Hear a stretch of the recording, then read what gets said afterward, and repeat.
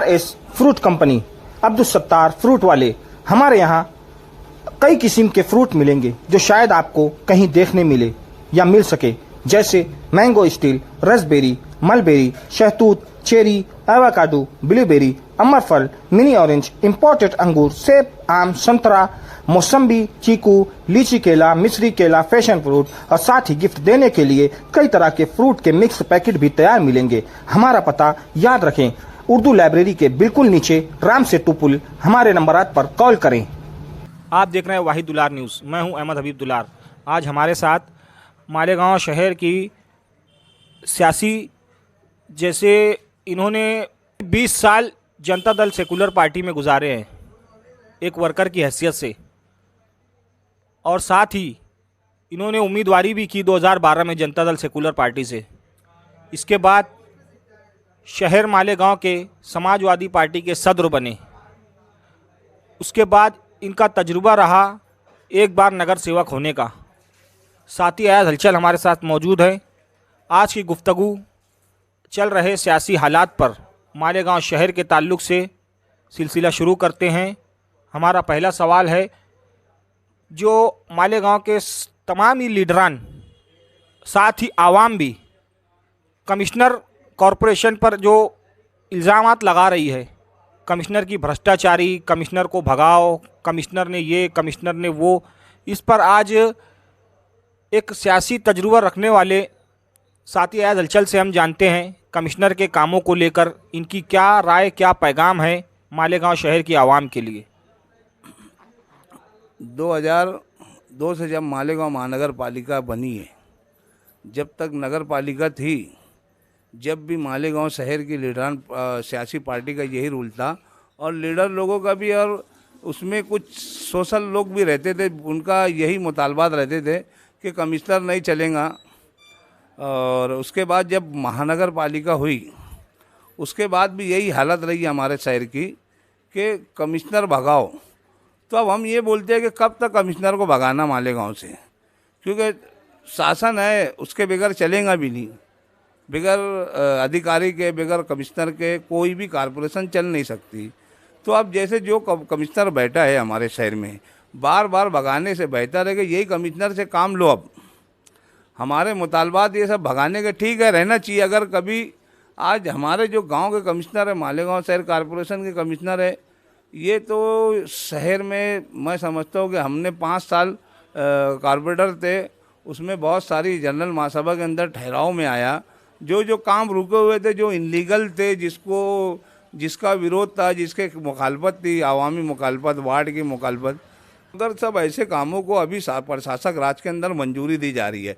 अब उसकी कमिश्नर साहब उसका ठहराव शासन द्वारा कर रहे कि नहीं, ये हमको उसकी पूरी मालूमात नहीं है। मालूमात नहीं है कि इनका कॉरपोरेशन का निजी मामला है, वो लोग अधिकारी लोग को उसका ठहराव बना रहे कि नहीं। बस जो समझ में आ रहा, जिधर समझ में आ रहा बजट दे रहे, और जिसको ऊपर लिटिगेशन है, जिसको ऊपर लेटर लगा, कार्रवाई हुई है, मगर ऐसे कामकाज को भी कमिश्नर साहब दे रहे काम। लगभग 20 सालों तक इन्होंने जनता दल सेकुलर पार्टी की वर्करी की है। साथी न्याल अहमद के नामवर वर्करों में से एक रहे हैं साथी अयाज हलचल। इनके नाम के आगे भी इन्होंने साथी लगाया है, और इनके जो शर्ट होती है इसमें भी बाबरी मस्जिद के ताल्लुक़ से जो निहाल अहमद काली फ़ीत लगाया करते थे, वही फ़ीत इन्होंने उनके नक्श कदम पर लगा ली है।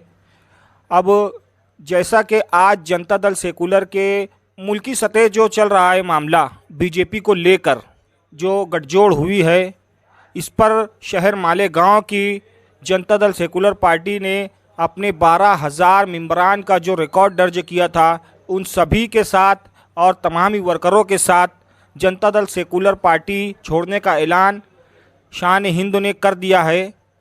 अगर अयाज हलचल इस वक्त जनता दल में होते या अभी जैसे नहीं है, लेकिन इनका ज़िंदगी का बहुत ही बड़ा हिस्सा जनता दल सेकुलर मालेगांव पार्टी के साथ गुजरा है, तो इनके क्या पैगाम होते या इनका अभी क्या मशवरा है जनता दल सेकुलर पार्टी छोड़ने के बाद, इनसे जानते हैं। मैं जब बचपने से जब चलना रोड पर सीखा, जब अपनी ज़िंदगी का होश आया, जब से लेकर मैं जनता दल पार्टी के अंदर 10 पैसे की साइकिल मिला करती थी, उस दौर से मैं जनता दल पार्टी के ऊपर रहा, निहाल साहब के पीछे काम किया और अच्छा खासा एक अरसा निकला। मेरी ख़ानदान भी मैं समझ लो कि निहाल अहमद को कभी छोड़ी नहीं और ईमानदारी से उनका साथ आखिर दम तक हमने दिया। और मैं पार्टी से हटने की वजह ये थी कि निहाल साहब ने बिक्कू चौक के अंदर खुले लफ्ज़ों में कह दिए कि अब मुझको चुनाव नहीं लड़ना है, क्योंकि ये तजुर्बा मेरे को था कि 4 दीवारी के अंदर अगर निहाल साहब अगर कोई बात बोल देते हैं कि ये करना है या नहीं करना है, तो चाहे वो कोई ना रहे, अगर वो तनहा भी अगर कभी अकेले फैसला कर लिए तो फैसला माना जाता था। ये तो सरेआम निहाल साहब ने ऐलान किए थे, इसलिए मैंने वहाँ से उतर गया और वहाँ से मैंने दूसरी पार्टी मुंतखब किया। हमने ईमानदारी से निहाल साहब के साथ पूरा, बिना कोई इख्तलाफ, बिना कोई वजह से हमारी कोई मुखालफत नहीं थी। मैं जनता दल छोड़ा था, निहाल अहमद को नहीं छोड़ा। और रही बात अभी जो पार्टी का जो फैसला ली है, शान हिंद का जो फैसला आया है, वो बिल्कुल, मैं तो पार्टी से मेरा कोई लेना देना नहीं है। मेरा लेना देना निहाल साहब से था और इंशाल्लाह मरे दम तक रहेगा। वो हमारे लीडर थे। और जो अभी इनके जो नेता है कर्नाटक के, जो अपने देवेगौड़ा साहब, तो ये जो जनता दल पार्टी है, जब से इसका स्थापना हुई है, ये लोग वही थे सब। ये जो अटल बिहारी वाजपेयी ने अलग बनाया और वीपी सिंह ने, ये सब वही लोग थे। ये अलग अलग जो अपनी अपनी तरीके से पार्टी बनाए, तो आज जो सामने आया है देवेगौड़ा, ये सब वही लोगों थे। ये आरएसएस की एक तंजीमी थी, समझ लो, जितनी ये सब जनता पार्टी का थी। आज सब धीरे धीरे सबका सामने आ रहा है, जैसे जनता दल का भी आया है। आज ये कैसा है कि जनता दल में एक आध है ऐसे जिसको 11 उंगली है।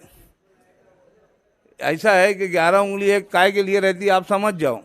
10 उंगली इंसान के शरीर के अंदर जो होती है वो काम की होती है, और एक काय के लिए होती है, आप जानते हो।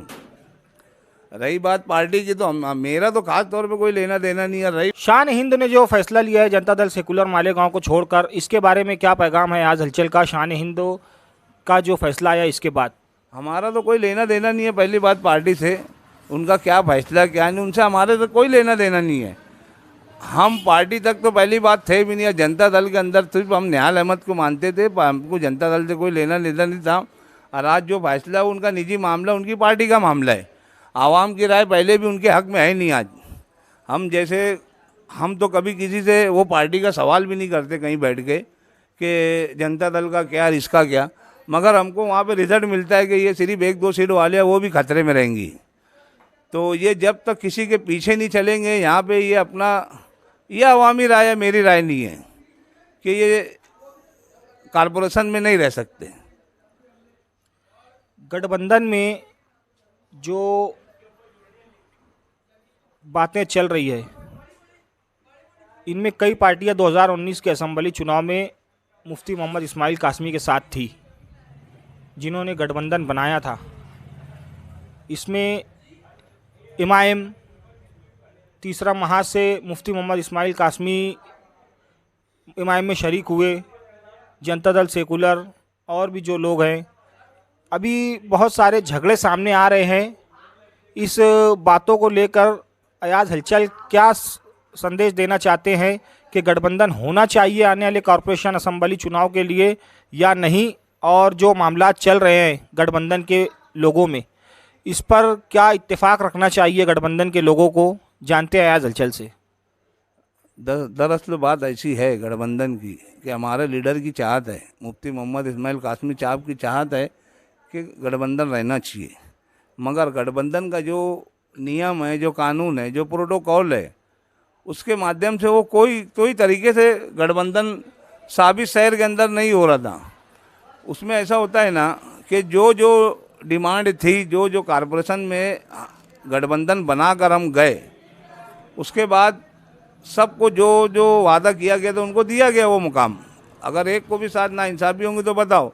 मैं वाहिद आदमी हूँ जिसको प्रभाग का चेयरमैन सरकारी एक मेरे को कुर्सी मिली, बाकी सब ओहदा तो सबको दिया गया। जो जैसे जैसे वादा किया गया था, वादे पे तो हमारे लीडर बराबर उतरे मुफ्ती साहब। कहीं पे किसी के साथ गलत नहीं किए। अब वो एक आधी ईंट की दुकान आधी ईंट की दीवार बनाना चाहते थे, किधर क्या करते थे, वो क्या था उनका, अब वो किधर किधर हाथ मिला रहे, कौन सा गठबंधन और किससे हाथ मिला रहे, तो वहाँ विवाद हुई फिर। और हम तो चाहते हैं कि गठबंधन कायम रहे।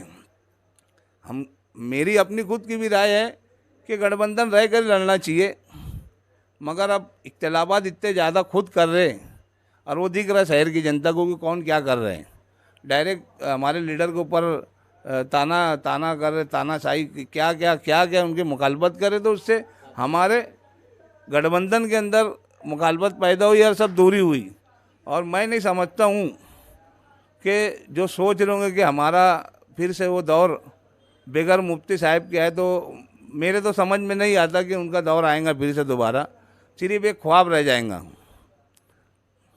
New Burraq herbal clinic. हमारे यहाँ आयुर्वेदिक दवाओं के जरिए इत्मीनान बख्श इलाज किया जाता है, जैसे cancer, diabetes, blood pressure, thyroid, सांधेवात और भी दीगर बीमारियों का इलाज किया जाता है। गुटखा, पान, तंबाकू, सिगरेट, शराब, गांजा व दीगर नशावर चीजों के छुटकारे का शर्तिया इलाज किया जाता है। हर 15 दिनों में 2 दिन के लिए हकीम जी हमारे शहर मालेगांव तशरीफ लाते हैं। न्यू बुर्राक हर्बल की branches first branch Hyderabad, second branch Malegaon, third branch Aurangabad में है। बकिया जानकारी के लिए दिए गए नंबरात पर कॉल करें। New Burraq herbal clinic, Nandiwala road, Shalimar complex, Mayur auto parts के बिल्कुल पीछे, मालेगांव।